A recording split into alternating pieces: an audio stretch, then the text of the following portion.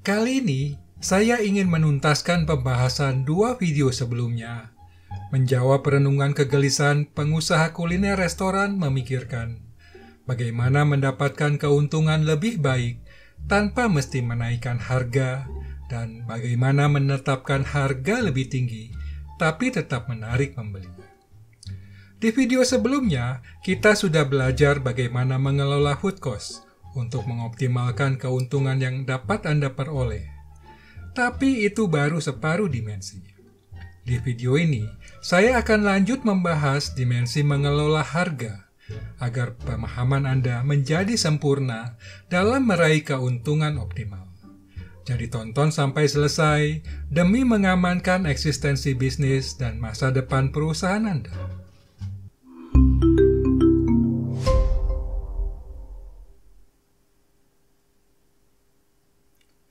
Senang bertemu Anda di channel Helm Work.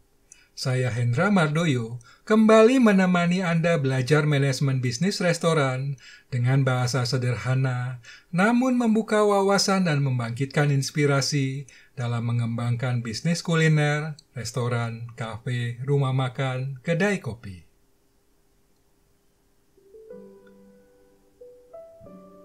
Menarik pembeli dengan harga murah adalah cara lumrah.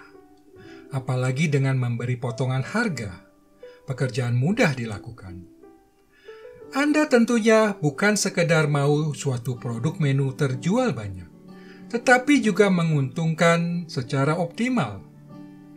Mari, saya berikan inspirasi Anda untuk dapat menentukan harga lebih tinggi, tapi tetap menarik pembeli, sehingga bisa laku banyak terjual dan menghasilkan keuntungan optimal. Anda perlu merubah pola pikir dalam menetapkan harga. Selama ini, banyak orang menentukan harga jual produk menu berdasarkan biaya bahan baku mengikuti kaidah 30% atau 3 kali lipat. Seperti permen lollipop ini. Kira-kira berapa harga yang pantas untuk Anda jual? Coba pikirkan dan sebutkan dalam hati Anda. Kalau yang ini gimana? Berapa pantasnya? Saya tahu, harganya pasti lebih mahal dari yang tadi, bukan? Nah, kalau yang ini jadi berapa harganya? Pasti lebih mahal lagi, benar tidak? Pertanyaan saya, kira-kira customer lebih suka atau memilih yang mana? Yang ini bukan? Padahal Anda memberikan harga paling mahal. Itu sebabnya perbedaan antara pemikiran Anda berdasarkan cost dan persepsi customer berdasarkan value.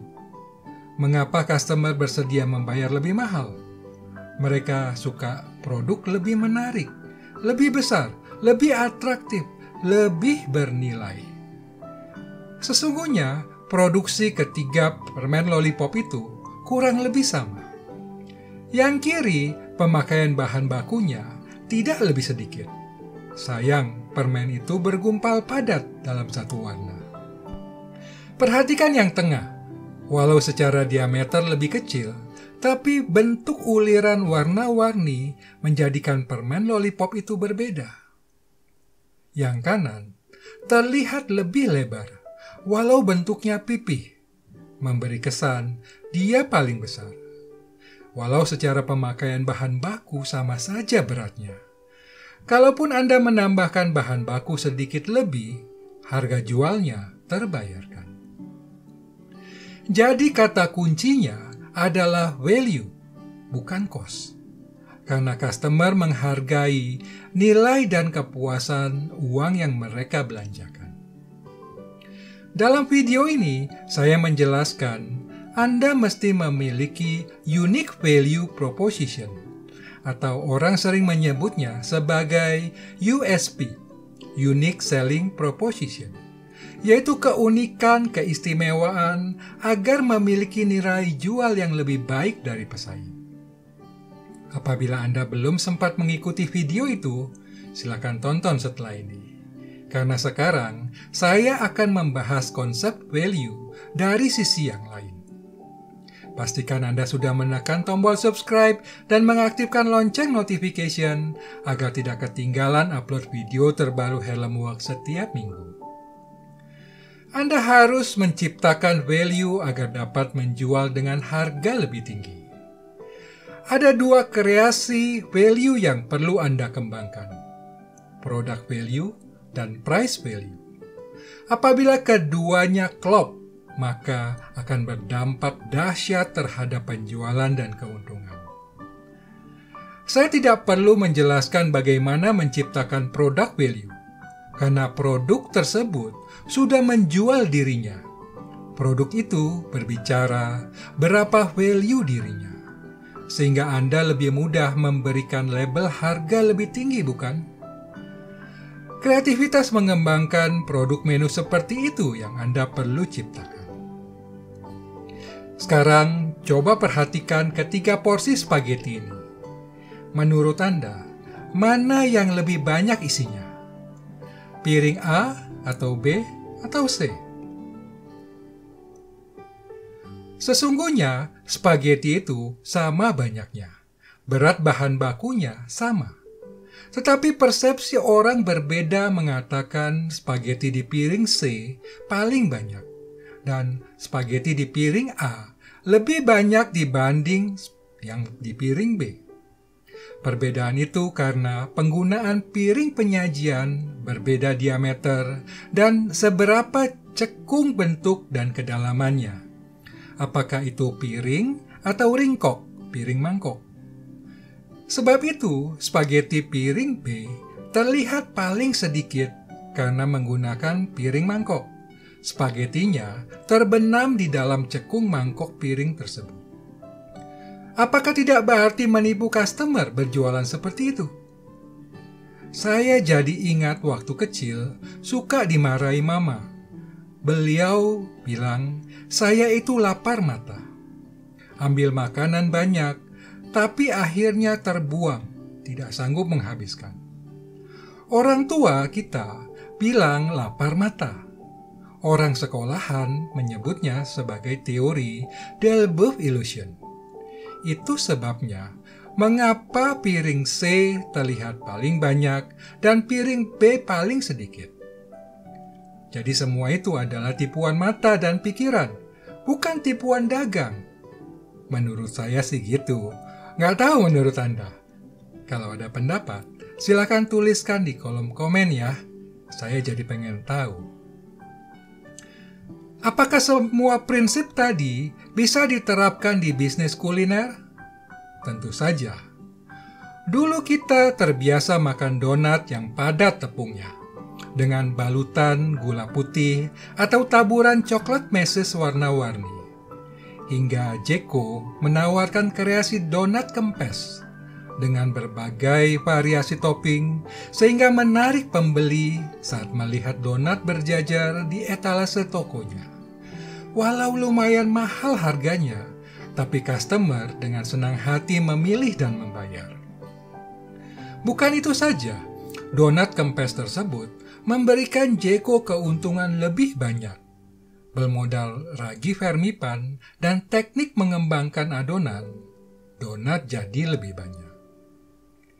Di samping kreatif menciptakan variasi produk, Anda juga mesti pandai berkreasi kemasan yang menarik. Kalau Anda memajang kuliner itu terbuka di dalam etalase, maka tampilan bentuk dan warna menarik menjadi fokus perhatian pembeli. Tetapi, kalau Anda memajangnya di rak display, maka desain kreatif kemasan menarik mempengaruhi customer mau membeli. Anda perlu pandai mengeksplorasi dan mencoba kreasi desain unik yang belum banyak digunakan orang.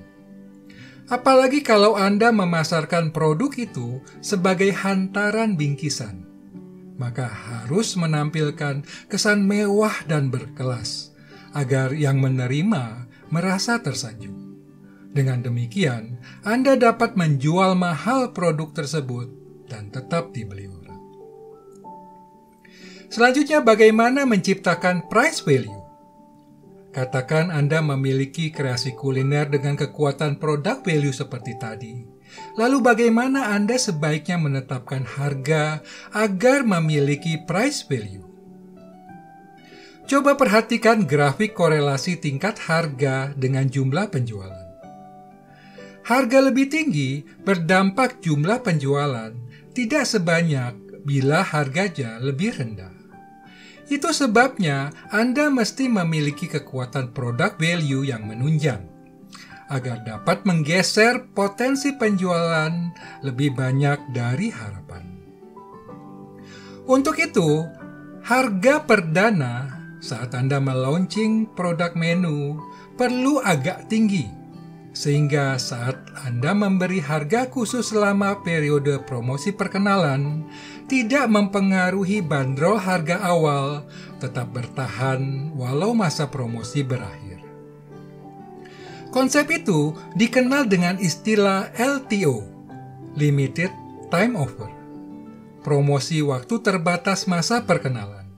Setelah itu, kembali ke harga awal. McDonald paling jago memainkan program promosi LTO. Strategi LTO juga membuka peluang McDonald melakukan evaluasi sejauh mana customer mengadopsi ide kreasi pengembangan produk menu. Apabila customer antusias dan menyukai, maka mereka mempertahankan menu itu.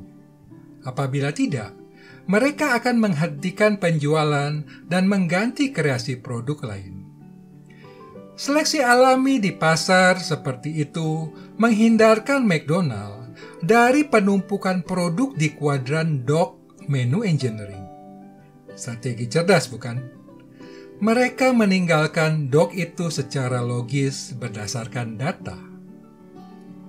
Supaya Anda dapat mencerna konsep product value, price value, promosi LTO, saya akan membahas contoh kasus ini. Anda pernah mencoba Prosperity Burger? Hanya ada di McDonald setahun sekali, menjelang Tahun Baru Imlek. Penjualan berakhir dalam waktu 40 hari promosi. Bukan karena tidak laku, justru menghentikan promosi membuat orang berbondong-bondong membeli selagi ada. Apa istimewa Prosperity Burger? Burger tetap burger, sepotong daging di antara setangkup roti. Bedanya, ini memanjang, bukan bulat seperti biasa.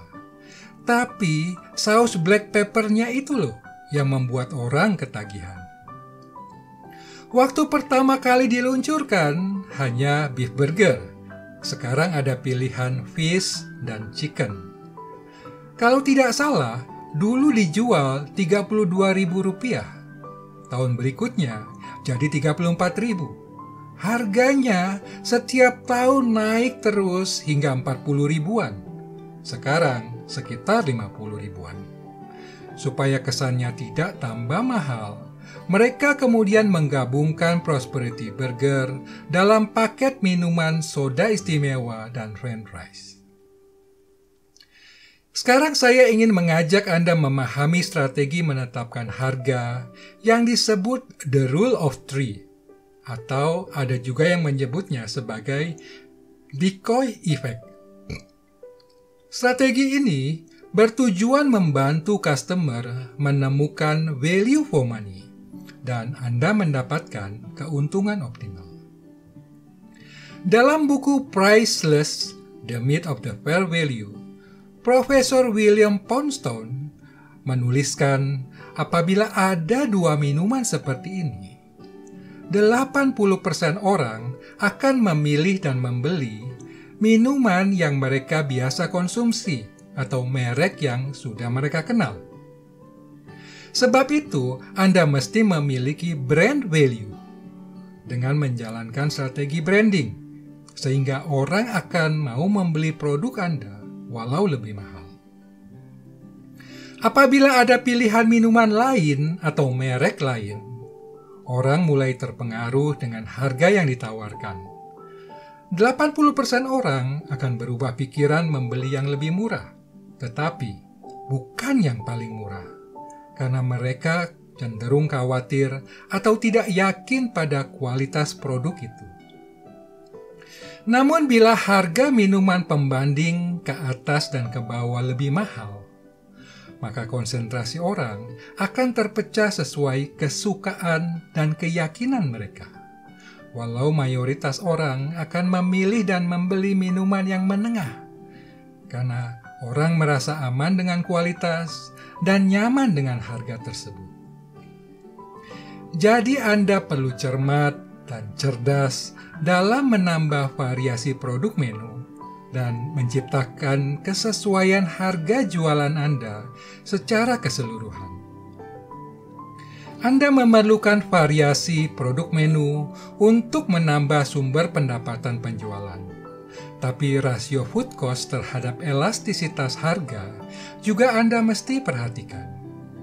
Jadi Anda perlu pandai meracik berapa harga terbaik agar mendapat keuntungan optimal. Bagaimana menggunakan strategi The Rule of Three? Anda buat tabel seperti ini.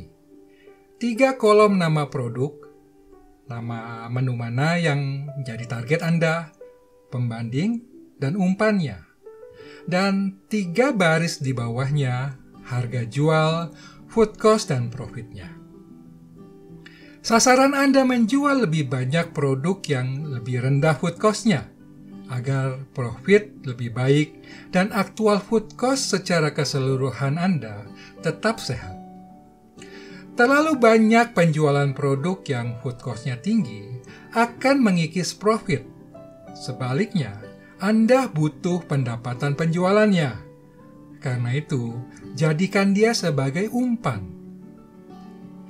Produk murah yang tidak terlalu menguntungkan, jadikan sebagai pembanding.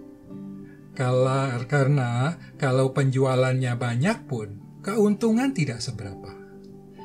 Contoh menu spaghetti dengan strategi harga seperti ini.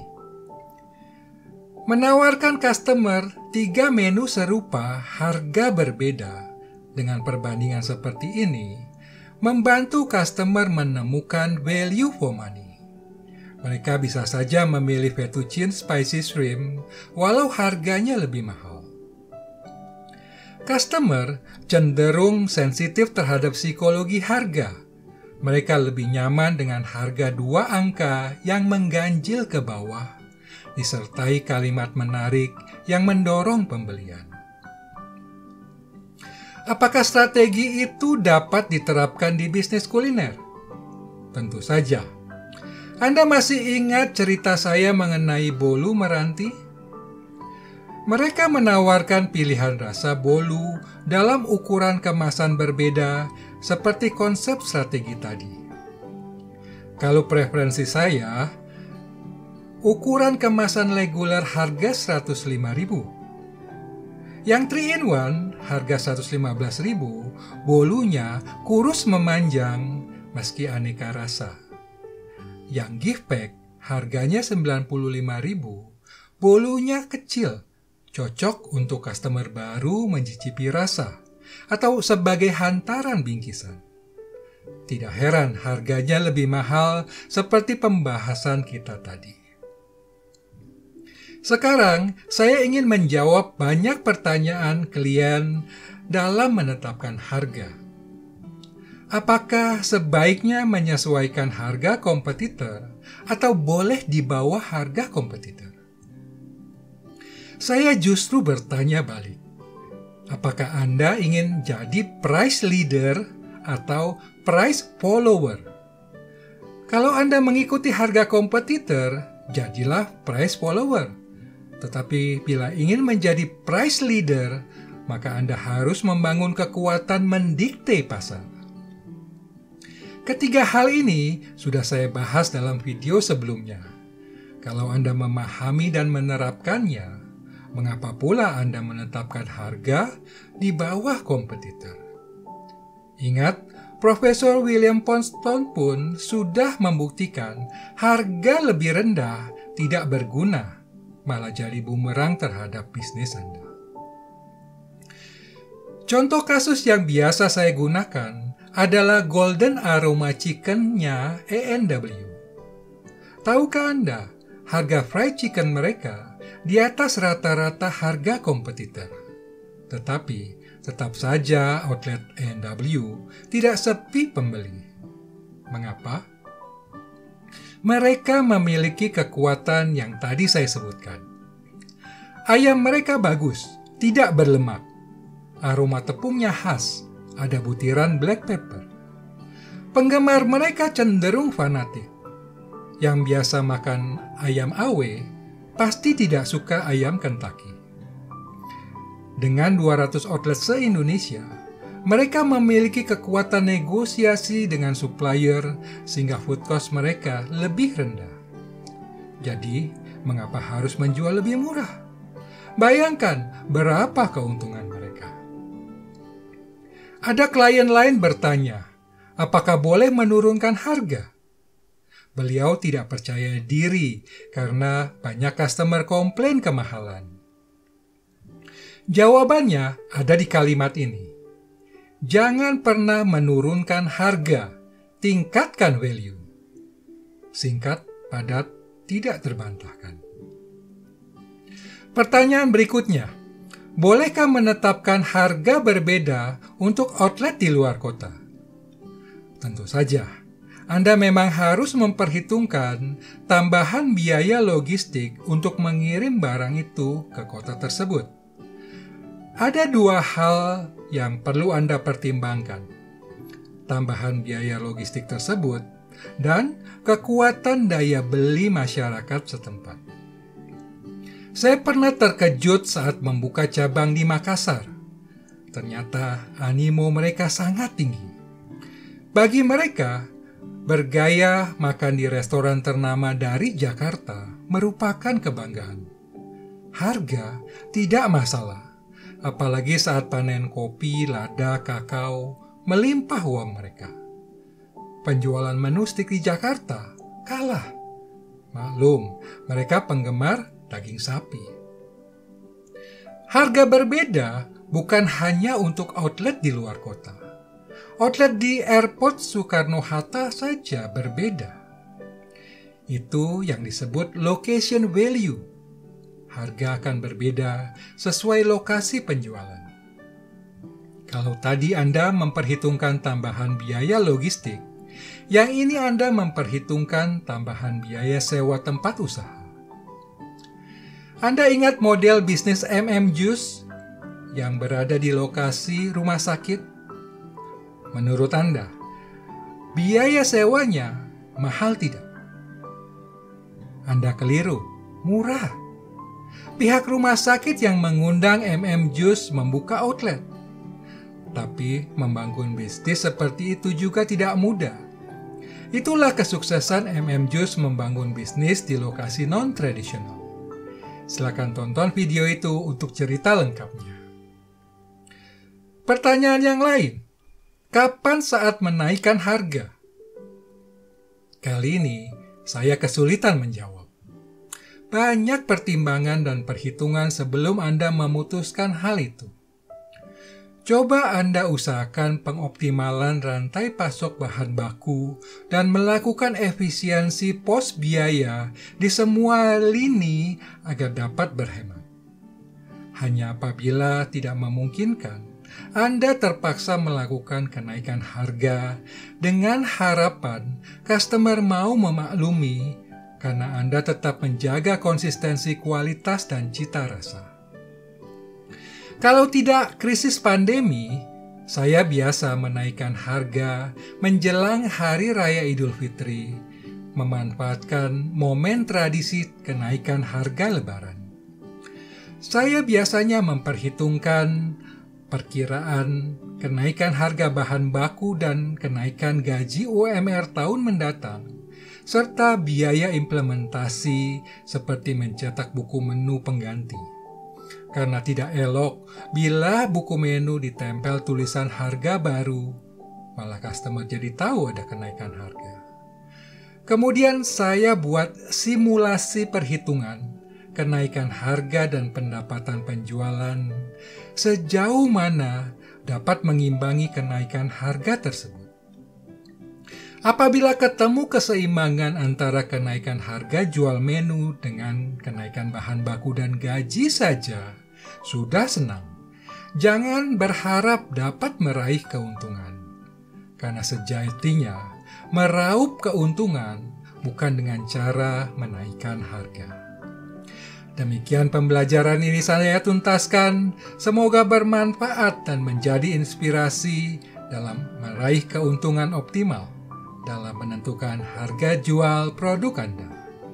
Apabila ada pertanyaan, silakan tulis di kolom komen. Nanti saya akan menjawabnya.